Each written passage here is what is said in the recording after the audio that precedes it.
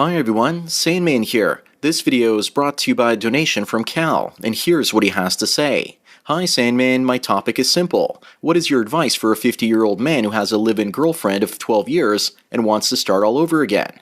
After several years of non-stop cluster B joy from my girlfriend, I certainly have wised up. Since my options are less than when I was 30 years of age, I'm curious what your suggestion would be. Perhaps find a lady with a house or something to offer. I would like healthy companionship, and thank you.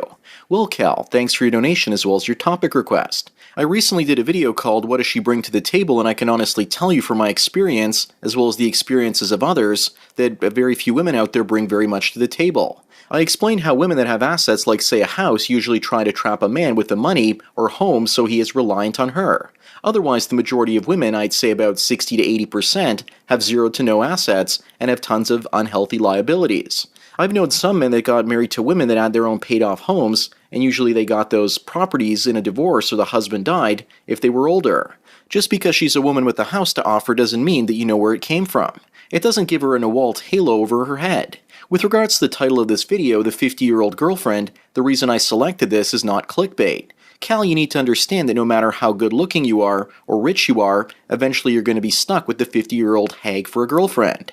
My suggestion is for you to make the choice that you're comfortable with, and I'm not actually a registered therapist or life coach, and I'm not telling you exactly what to do.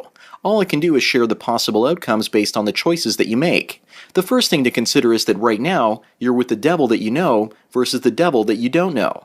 What happened to me when I was 35 years of age and in my longest relationship, I started meeting other women and saw that they were much worse than any of the things that my ex-girlfriend had to offer. Two of the new women were so crazy that they actually tried shaming me into getting them pregnant. Sure, the woman you're with right now is crazy, and you might have actually stuck your dick into a woman that is relatively sane to begin with, but when you pulled out, she was crazy. So that old line, don't stick your dick in crazy, should be more like this, and I quote, "When you put your dick in, make sure when you pull it out, she's not crazy." Cal, what I suspect is going to happen if you dump your cluster B joy girl is that you'll actually date many women, and you'll stay with them for a while and then realize they're a lot worse than the woman you might have left behind.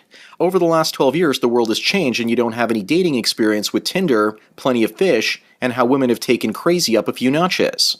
Their expectations have also gone way off the charts while their bust lines have gone way down. You might actually love the woman that you're with right now, and because of that, you don't see many of her flaws. But if you meet a new woman out there and presuming that most of them will be in their late 30s and early 40s, and they'll probably have their own babies already, or they'll be getting their baby rabies stage, you'll have to find a way to qualify women until you find the one that you're looking for, the magical woman that will basically be the needle in the haystack. Maybe you want her to never have had kids. Maybe you want her to have property, maybe a job so she doesn't mooch off of you. As you get older, the women that are any good have basically been snatched up pretty quickly. Maybe you don't want her to be crazy. Maybe you don't want her to be fat. Remember that 60% of the women in the over 30 age bracket are probably already married, and the other 40%, let's say 10 to 20%, are already in relationships. That leaves you only 20% of women, and most of those are probably not all that good with regards to selection. Also, if they divorce their husbands, then there's something wrong with them. Your pickings are pretty slim. You could also do what women do, which is pretty much try to monkey branch. Start looking for a woman now, but remain in the relationship that you're in right now, but that's actually bad because you actually start a relationship with regards to infidelity and lies instead of the truth. You could always lie to this new woman and meet her and say that you're still single. I don't know how you'd pull that off, but it's certainly a possibility. At this point, the odds are pretty high that if you leave this woman you've been living with for 12 years, you're going to remain single for the rest of your life, and that's just statistics. I'll tell you that as a man who hasn't dated anyone for about a year now, it gets better when you're alone in many ways. So long as you have family and friends for companionship, the desire to chase females for companionship goes down, especially if they are emotionally abusing you like this woman that you're currently with. Then there's the option of taking a breather after this relationship and finding your bearings and deciding what you want to do from there. You might find out that you're not all that thirsty for female company. I know that with many older couples that I know that are often friends with my parents, the people stay together because of fear of never finding anyone else again. Secondly, they fear the social stigma and consequences of being alone. If you leave the woman you're currently with, have you thought about how your mutual friends, her friends, are going to respond to you dumping her? You say she has cluster B personality, but wait until your ex realizes that you dumped her because you wanted to trade her in for a newer model. It doesn't matter if you tell her that's the reason or not because she's crazy and she's still going to try and destroy your social relations with people because of her personality problems. I know you want to find a good companion, but at the end of the day, you might need to accept that there really isn't such a thing out there. All women demand something from you, and the one you're with might be good in many ways except the crazy part. But I know that that kind of matters to you, doesn't it? I don't know how much you actually remember about dating in the past, but besides changing today, it's also incredibly emotionally draining. You have to invest a lot of time and effort to find somebody new. There's also the possibility of never finding another woman out there that has what this one has. For me, it was worth the risk leaving my ex-girlfriend because there were many things I wanted in life that I wasn't getting from her, so I don't regret that. But for you, it might be a completely different situation if you've already done the things that you want to do and are now simply emotionally needy. You also need to understand that women in general these days have much higher expectations for men than they did roughly 10 to 15 years ago. Being in the relationship you're in now is sort of like an isolated time bubble. You nor your girlfriend are changing and advancing with the dating technologies. I know women in their 40s now using Tinder that are so hypergamous that they've gone completely wild. They have the ability to reach out to so many men out there that their hunt is never quite over. In the past, they would have found a guy, and if he was somewhat good, they would have stuck it out with him like glue. But today, with so many options to unglue themselves from you and find another man, that's most likely to happen. I predict, Cal, that if you actually stop living with your girlfriend, you will meet plenty of new women. You'll also have a lot less sex overall, but your variety of sexual partners will probably go up. You might find it good if you've never actually had the variety, but it will also diminish your chances of having a strong emotional bond with one woman if that's really what you want. It's scary out there because most of the women that I've met over the last few years were never married, never had kids, and their relationships were mostly ones that lasted anywhere from a few months to a few years. You will exit into a dating market where you'll basically be naive, and women will sense this, and they will try and trap you as quickly as possible if you're a good catch. You need to be aware of that as well because it's kind of crazy how women wanted to move in with me quickly and start having babies and get married.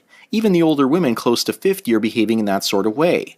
I hope you see that even if you find a woman that you're looking for, by some sort of miracle, she's probably going to basically want to tie the knot at some point. That's a very real possibility. If you make a list of roughly 20 things that you want this woman to have, then from the available pool of women out there, the list will be extremely small. You'd have better luck hanging out at funeral homes waiting for women to bury their husbands. At least you know that she's got a house for sure.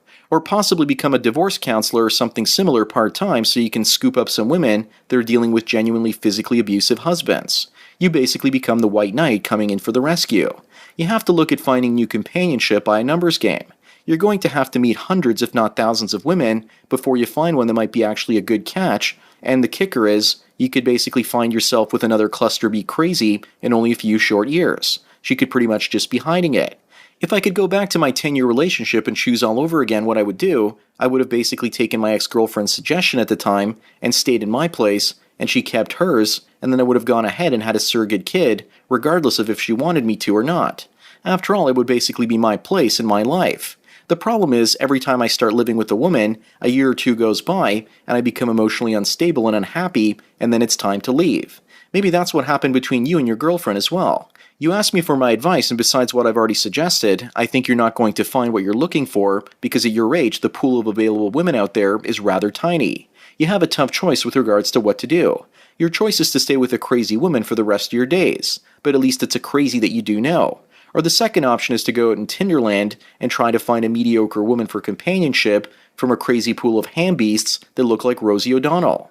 Cal, the real reason you're probably sending me this donation and asking this question is because you're stuck. You know that deep down inside, if you stay with this woman, you're making a bad choice. But if you look for someone new, then you might actually be making an even worse choice, or you could get lucky. Think back to Dirty Harry and ask yourself, do you feel lucky? Well, do you, punk? It's a gamble at this point. I took that same gamble in my life, and not only didn't I actually find anyone better, but I also realized that it's not even worth looking for female companionship anymore. The really courageous choice is, can you live without a woman in your life at the age of 50? I did it in my 30s, and I think it's possible for you to do the same in your 50s as well and go your own way. Think of it this way, if you leave the woman that you're with and you don't find an adequate replacement, we will welcome you into the men going their own way community and philosophy. We all want to make the choices in our lives that end up working out perfectly from every single perspective. When we find ourselves caught up in a situation where we can't have everything we want, then we end up getting stumped. Personally, I want a family, and it would be great to have a woman by my side that wouldn't screw me over or nag or argue or do anything negative. But I know that she doesn't exist. I've accepted this, and I will look at other alternative ways to basically have a family. A marriage or live-in relationship simply isn't for me, and I've made peace with that, and I also see the benefits outweigh the negatives by a margin of 3-1 based on my choice. I see that women get nastier physically and mentally as they age, and I don't want to deal with that. Cal, you also need to do a cost-benefit analysis. You know what you have to lose at this point, and I think you need to know what you actually have to gain. I'm telling you to keep your mind open with regards to what life blows your way. Just over 3.5 years ago, I didn't have anything to say about women or female nature, and I was a needy guy that needed a relationship for my own sanity. Now I don't anymore. The last time I saw my ex-girlfriend, I told her that I wouldn't be dating anyone for a very long time, and she simply didn't believe it. She thought I would be married with kids within a year, and I guess I not only proved her wrong, but I also grew as a person. Cal, the odds are that if you leave this woman, you won't actually be able to find the woman that you're looking for, but you might find something even better. Yourself. You might learn things about yourself that you never knew, and you might also find happiness if you crawl your way out of a hairy snatch addiction and become a better version of yourself. In the past, men had the courage to fight wars and die in battles. Men today are too scared to be alone. That's how cowardly we've become as a sex. The decision is yours to make, and I made a similar one 3.5 years ago, and I have regretted it less than I thought, and it's made me more courageous and a complete person. So ask yourself, do you feel lucky? Anyways, that's all I've got to say for today. Thanks again, Cal, and hopefully I've given you some different courses of action to think about. Also, don't forget to check out the MGTOW mystery link, as well as thumbs up this video. As for everyone else out there, please follow me on Twitter or like me on Facebook to get tomorrow's video today. Thanks for taking your daily dose of red pills. And remember, a red pill a day keeps the lowered expectations away. So enjoy the rest of your day, and cheers.